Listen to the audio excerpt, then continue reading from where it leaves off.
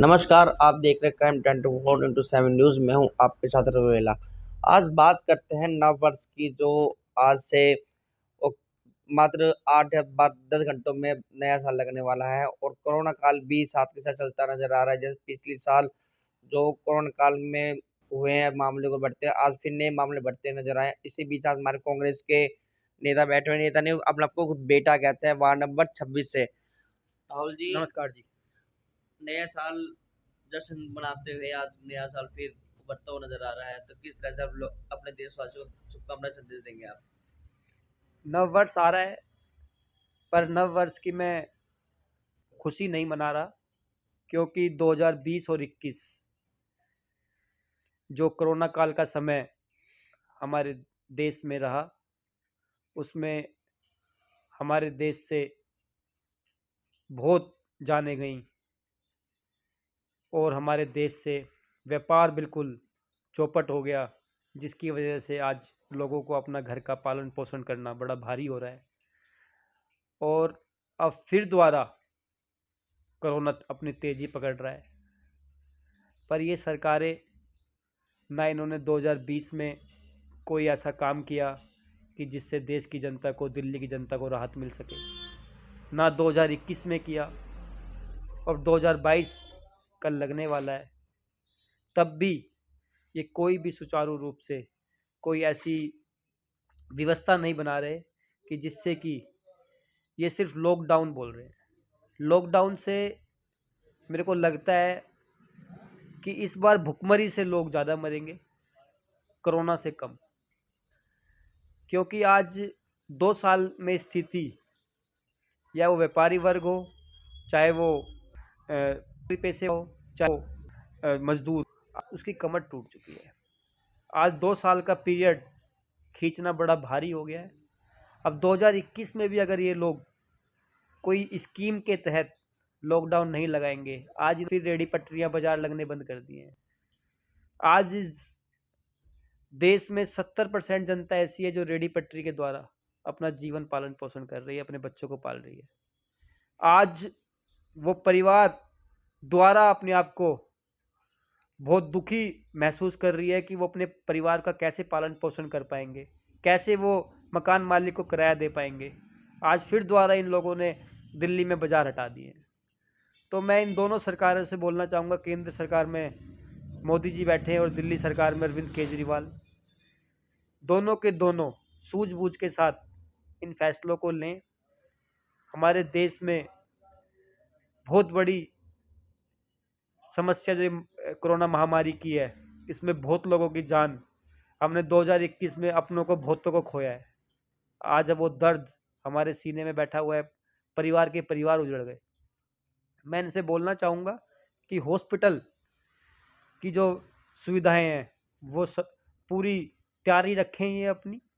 और दूसरा, गरीब की तरफ देखते हुए लॉकडाउन लगाने से पहले उनके बारे में सोचें, उनके अकाउंटों में पैसे डालने की सोचें, जिससे कि उनके घर का पालन पोषण चल सके।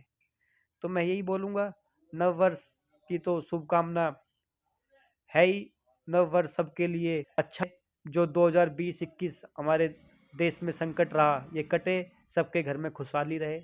मैं अपनी तरफ से, दिल्ली प्रदेश कांग्रेस कमेटी की तरफ से नव वर्ष की बहुत बहुत शुभकामनाएं, बधाई देता हूँ।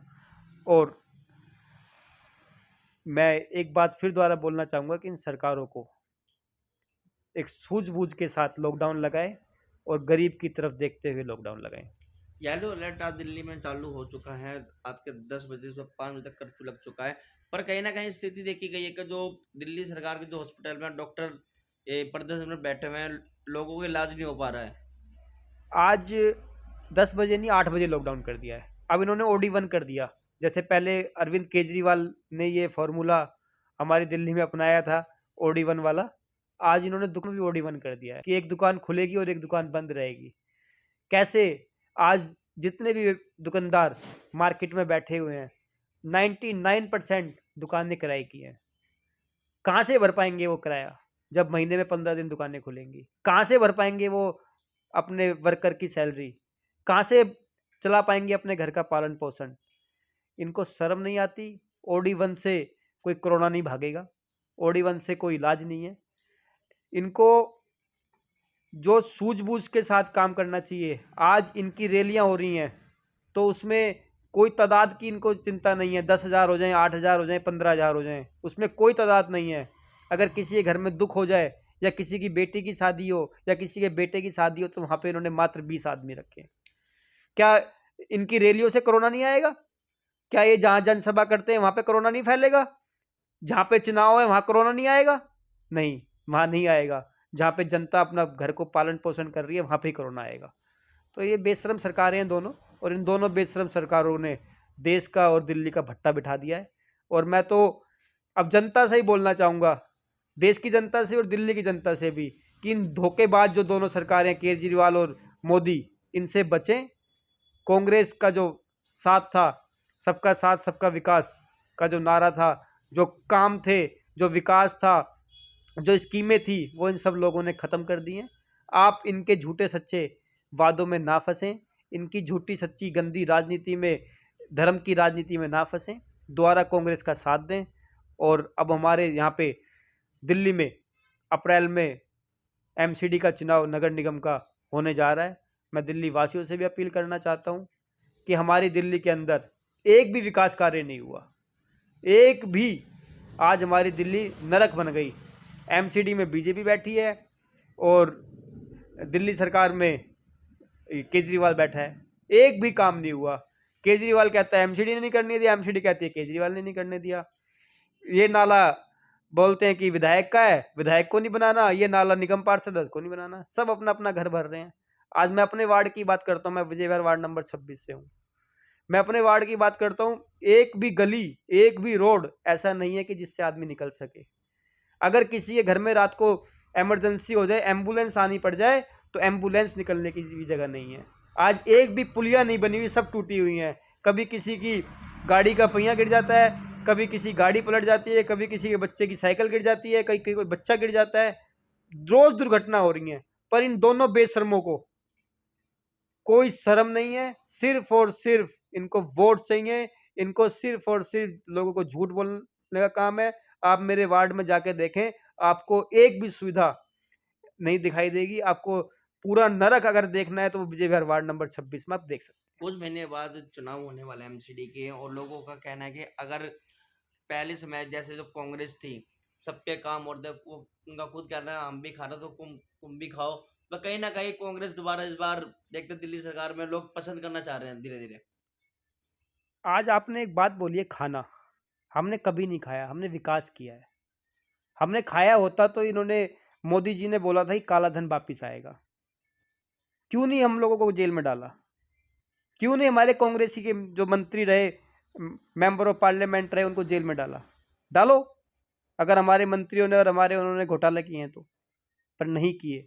जो काम कांग्रेस ने कर दिए वो कभी भी ये लोग सकते। जितनी सारी वो कौन बनाई, इन्होंने सिर्फ दिए हैं। साल से लगा नरेंद्र मोदी सरकारी कंपनी, वो किसने बनाई थी? नरेंद्र मोदी जी ने नहीं बनाई थी, वो कांग्रेस पार्टी ने बनाई थी। जिस देश के अंदर सुई भी नहीं बनती थी वहां जहाज तक बनाए कौन? आज दिल्ली को विकास के नाम से जाना जाता 2013 तक, जब तक शीला दीक्षित जी, आज मैं उनको नमन करता हूँ। आज वो हमारे बीच में नहीं है, पर मैं उनके चरणों में श्रद्धा सुमन अर्पित करते हुए बोल रहा हूँ कि जो काम 2013 तक दिल्ली को एक विकास के नाम से जाना जाता था, जिस दिल्ली के अंदर आज जहाँ भी हम निकलते हैं तो हमें शीला जी की याद आती है। आज जब 2013 के बाद, उसके बाद इन लोगों ने उनकी रिपेयर तक नहीं कराई, और तो काम बहुत दूर की बात है। अभी चंडीगढ़ चुनाव में जब आमने पार्टी की एक लहर ने उभरती रही है, कहीं ना कहीं वहाँ लोग बाग भी उस चीज से नाराज रहे कि हमें कांग्रेस दोबारा लाना चाहिए था। वहाँ पे इनकी सीटें बढ़ी, पर परसेंटेज हमारी बढ़ी चंडीगढ़ में। उसके अगले दिन ही हमारा नगर निगम का रिजल्ट पंजाब का आया, तो इन्होंने सब चैनलों पे चंडीगढ़ का रिजल्ट तो दिखाया, पर पंजाब का रिजल्ट नहीं दिखाया, क्योंकि पंजाब में इनका शून्य शून्य था। पंजाब में इनका कुछ भी नहीं था, बंटा धार था, हो गया था। तो इन्होंने वहाँ पे हमें नहीं दिखाया। ऐसा नहीं है, आज द्वारा देश की जनता का, दिल्ली की जनता रुझान कांग्रेस की तरफ है, कांग्रेस की तरफ है, उनका लग गया है। देश को अगर दिल्ली